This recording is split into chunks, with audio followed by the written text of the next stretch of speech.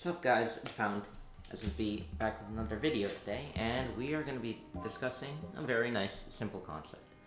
It is Falco's shield pressure. It's going to be a nice tutorial on Falco's shield pressure, all the basics, all you need to know for new players, and I say intermediates. It's not a perfect guide, and there are definitely things that need to be improved on. Anyway, before we begin, like, comment, subscribe, follow, whatever you want to do, share with your friends. Anyway, enough with that. Let's start with the video. So, Falco has a few main ways of pressuring shields. He has this way, which we'll get into later. He can do this. He can do this. He can do this. Sorry, it's kind of weird to show this kind of pressure. He can do this. He can do this. Do that. He can do this, like this. He can also do this, and yeah, I think those are the main basics I want to go over. So the first one I'm showing you is what I like to call the basic, it's a bread and butter Falco shield pressure approach. Late nair, shine, late nair instantly into shine into a instant early fade back down. This also works if you do the downer early, if you do the downer later, if you do the downer. It works with both nair and downer, it doesn't matter which one you use or in which order. So like this, like this is fine. You can, do another nair if you want to. Sorry, I'm not doing the drift back up. I got caught.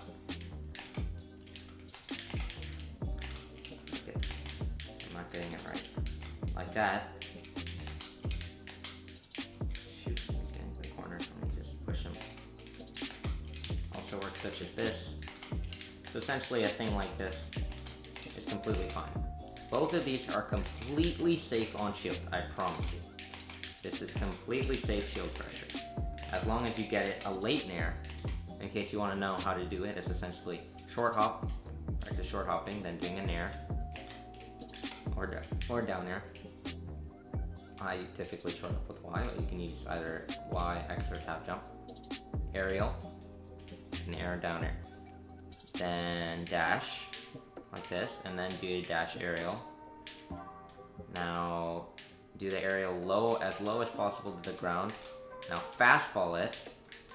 Do a jump fast fall. Now fast fall the aerial. I like to break it down. Now fast fall L cancel the aerial, like this. Do it in place as well, to get the groove, do it with other aerials. And then add a shine. So like this. Now you got that down away, and now jump out of the shine.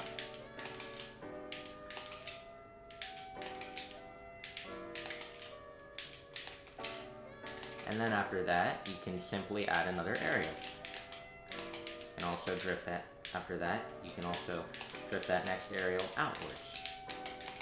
So now, after you have all those steps broken down, I'm now messing up. After all the steps broken down, I'm now messing up. Now, let me just add it to 20xx. Broken down, you should be able to consistently do this. That's all you need. Now you can do this every time. Etc. So what's good about this shield pressure? It's completely safe on shield. It beats any option that any character has if timed, spaced, executed correctly. Problems with the shield pressure. It's not as threatening as some think. It doesn't necessarily force people out of their shields as often. It doesn't maybe make Falco force mix-ups as much, but it also shows that they must respect Falco's shield pressure, which is another thing. He can do it completely safely. He gets to push you in the corner for free. You cannot punish him at all. There's nothing you can do. You can only wait. But also the fade back does a good thing. It covers rolls. Another thing to point out about the shield pressure. Falco's nair on shield is safer. It's safer. It hits low. It has less L cancel frames. He's able to get a shine out quicker. But if he hits with the nair, it actually has less of a reward. He gets less of a punish for hitting with nair, usually. Now downer is just slightly worse on shield, and takes an additional extra for him to L cancel, but if Falco hits with the down air, does more damage. So down air is a more high risk, high reward thing, and air is a more low risk, medium reward, or low risk, low reward kind of shield pressure.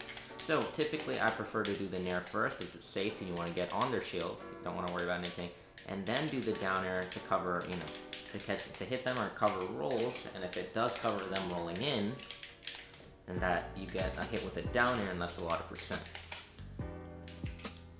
Yeah, what's also good about this kind of pressure is you can mix it in with this kind of pressure. You know, sounds just kind of wailing on him with like a bunch of down airs on his shield, a bunch of nairs on his shield. So this is also another kind of pressure. This is not completely safe, contrary to what people think. This is actually punishable, because I actually have to wait a little bit longer with my next aerial in order to get it out to punish on shield. Because if I do an early aerial after, like this, you can actually shield grab it. That's the whole initial point of doing a late aerial. Now, I could wait to do a late aerial, but then they could also shield grab before. So essentially, this is also mixed up. But they do also have to respect this, because there's also a mix-up. They can either, they could shield grab or do whatever and beat you, but they also could, you know, mistime it and they could get hit. Some moves are better at dealing with this, like this pressure is especially even more not safe against Fox, because, you know, like Shine at a shield, or Dock is up at a shield or whatever. But it's the basic thing. So this is the slightly more aggressive version. You can still end it with fading back. And this is the slightly more, you know, non-committal, relaxed, safe version. Additional things. I just want to bring one more thing up in this one. The Mango and Mango's Eyes is doing this, and then F smashing. So it's essentially the same initial shield pressure that I taught you, but he F smashes in order to catch people shield grabbing. Now you might think that's crazy. F smash is so committal, Falco can literally die if people don't, if they stay in their shield and they don't. But surprisingly, people let go of shield and then you think, especially if you mix in all these shield pressures with other types of shield pressures that I will teach you. So if they get shield grab, they get punished, and it's actually much more likely that they're gonna shield grab than they're gonna wait and then punish you for F smashing. Because you're the one with the mix-up, you're the one with the control, and that's something important to realize as a Falco player. You're in the advantage. It's much more likely you're getting to get a win or an advantage if you're executing and playing correctly. Next sort of shield pressure we have is basic shines on shield. So I'm going to talk about just shine jump away down air like this, right? This is regular shine, you know. Get a shine, you get like dashing shine there. There we go. You know, or whatever, shine, or like back air shine, so like shine back air drift out. Typically you don't want to use back air as much. It's safe if you drift it out like this, but you don't really want to hit it on the low, because auto cancel back air isn't really that safe on shield. If you space it, it's fine, but you don't want to be doing this too much. Same thing, definitely with fair. You don't really ever use fair as shield pressure, and obviously up air. You occasionally want to use back air for spacing, and mainly use dare in there. So other things you can do off shine, the multi-shine. Ooh, look at how fast that was, right? Like, good things with multi-shines. It is completely safe. Falco has a little bit of intangibility while doing the shines. No character can challenge this. There's no character in a single game, including Samus, I believe, that can actually straight out beat multi-shine. It is, you know, basically completely safe on shield for the most part. It's completely broken. It forces characters to roll or spot dodge, but it basically completely invalidates and beats spot dodges. It's great. But there are some problems with multi-shining. As I said, if they roll, Falco essentially just has to win neutral and look for an engagement, whether he has the opponent further in the corner or not.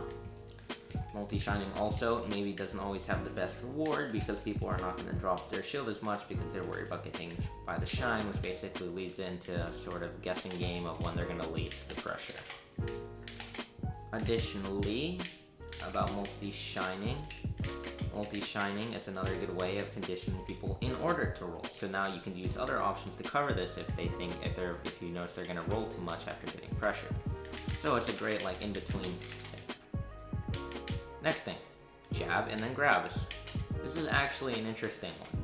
This is something that's kind of been lost in time. This was a sort of Dr. P field where you could, if you space you could space the jab really well, like maybe laser, like, that's a good way to put it. You know, not 2 times speed, not 2 times speed. You can do, why isn't he? You can do like, sorry,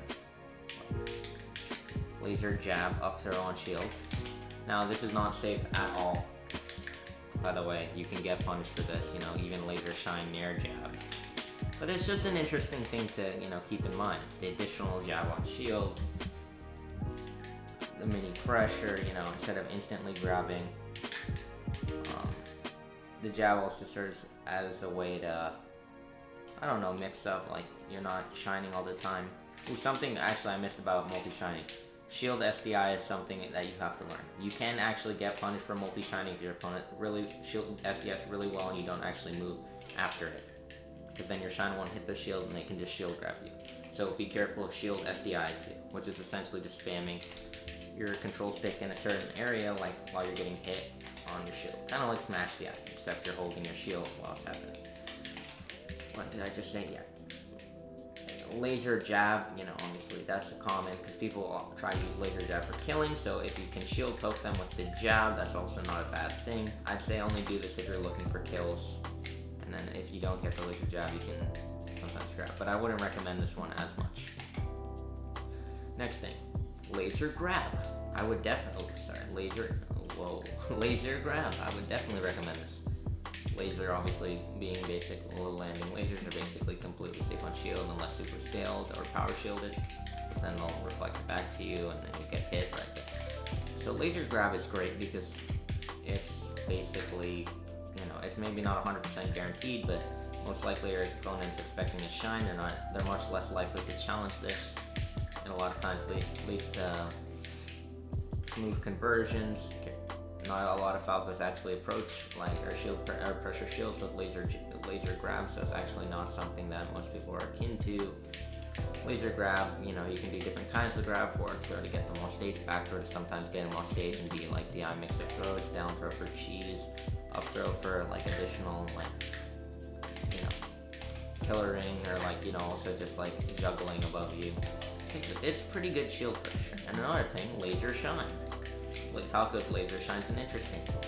Obviously, you can do a lot of aforementioned options after the shine laser. You know, you can multi-shine. You can do laser shine. Oh, sorry. Your shine, near shine, down air shine, back air shine. Laser shine, fade away down air.